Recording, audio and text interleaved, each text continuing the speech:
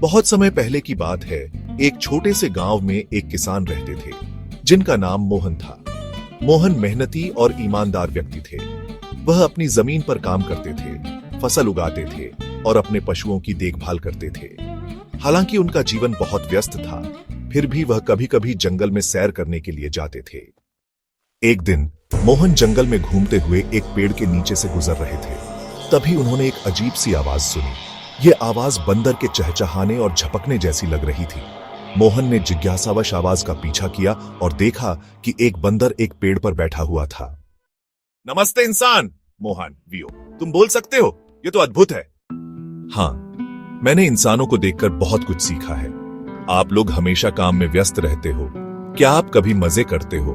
मोहन, वियो, हमारी जिंदगी मेहनत और काम से भरी हुई होती है, लेकिन कभी कभी आनंद लेना भी जरूरी होता है। तुम क्या कर रहे हो? चलो थोड़ा मजा करते हैं। जंगल में बहुत सारी मस्ती है, क्यों ना आज कुछ अलग करें? मोहन, वियो, ठीक है, चलो देखते हैं। फिर बंदर ने मोहन को जंगल के गहरे हिस्से में ले जाकर उसे तरह तरह के खेल दिखाए। बंदर पेड़ों से कूदता, झूलता और मोहन को भी वही करने के लिए कहता। मोहन थोड़ी देर तक डरते हुए बंदर का अनुसरण करते रहे, लेकिन फिर उन्हें भी मजा आने लगा। वे दोनों नदी के किनारे कूदे, पेड़ों से झूलते हुए जंगल की सैर करते गए और ढेर सारी मस्ती की। दिन ढलने लगा और सूरज की किरणें जंगल में धीरे धीरे छिपने लगी। मोहन और बंदर दोनों थककर एक बड़े पत्थर पर बैठ गए। मोहन, वियो, मैंने कभी सोचा नहीं था कि इतना मजा आ सकता है।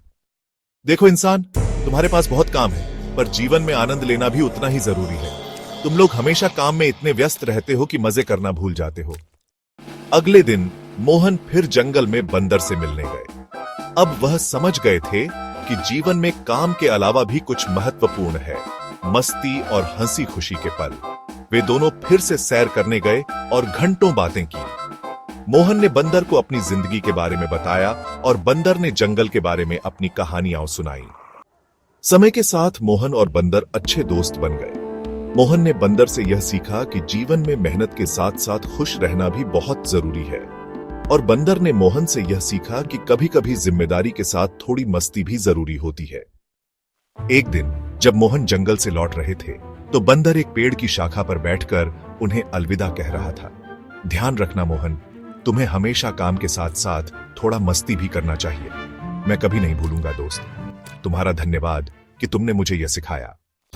उस दिन से मोहन ने अपने काम के बीच में हमेशा थोड़ा समय निकाला, हंसी मजाक किया और जीवन की सच्ची खुशियों का अनुभव किया।